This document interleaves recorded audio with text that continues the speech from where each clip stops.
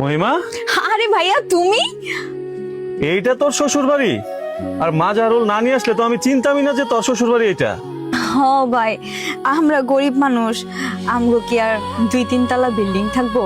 টিনের ঘরে আমগো কাছে অনেক কিছু। কি ব্যাপার সোহাগ, এটা তোমার আপন বোন? এই জামাই নটু চালায়? ভাই, অটো চালায় কথাটা জানি কেমনে কইলেন? মনে হয় আমার জামাই চুরি করে। এই বেশি গলাবাজি করিস না। অটো চালাই এমন ভাবে বলতেছস মনে হয় যে খুব মহৎ কাজ করে। হ্যাঁ, আমি তো ওই জায়গায় আসতামই না। গতকালকে বাড়িতে আবার লগে লগে মাই বলতেছে আমার জিয়ারে এডি দিয়ে আই। এই যে কিছু জিনিসপত্র বিদেশ আনছিলাম, এডি দিয়া পরে মাই ফাড়াইছে।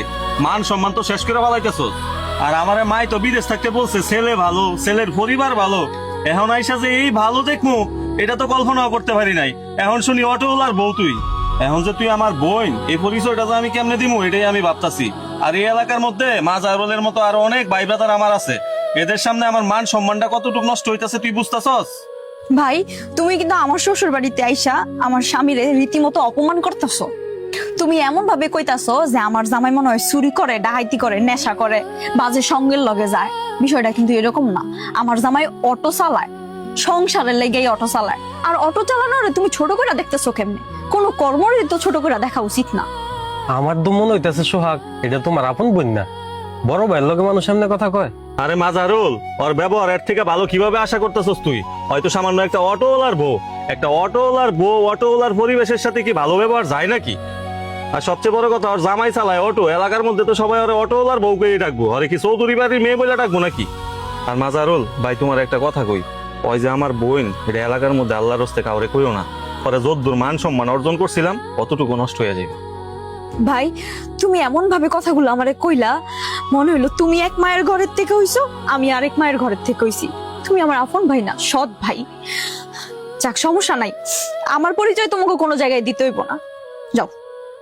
মাজারুল ভাই শোনেন, আমার ভাই আপনাকে, ও না না, মানে এই লোকটা আপনারে যা বলছে তা রাইখেন।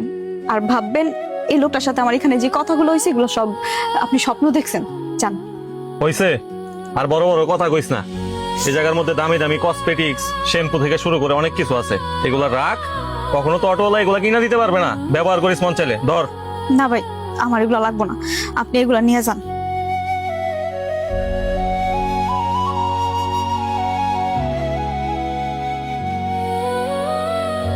মহিমা, আজকে তোমার এই অপমানের পিছনে সব দোষ আমার। শোনেন, আমার এই ভাঙা ঘরের যে শান্তি, এই শান্তি ওরা 7 জন্মে আয়ও আমারে দিতে পারবো না। আপনার কাছে আমার একটাই আবদার, আপনি সারা জীবন আমারে এইভাবে আগলায় রাখেন।